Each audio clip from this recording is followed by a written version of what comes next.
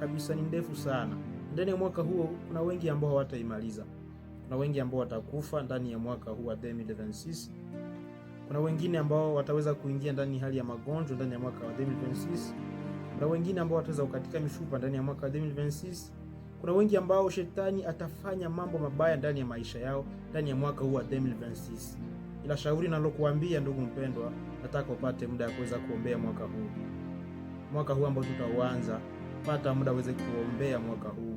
Uko mzazi na kushauri, pata muda ukae na watoto wako nyumbani na uanze kuombea mwaka huu ambao tutaweza kuanza. Ukiambia Mungu mwaka huu iwe mwaka mazuri, iwe mwaka itakayotuzalia mambo mazuri ndani ya mwaka, ndani ya maisha yetu. Isikuwe mwaka yenye itabazalia vitu vya mbaya, isikuwe mwaka itabatesa, isikuwe mwaka italetea maprobleme, ila proclamer victoire mwaka 2026.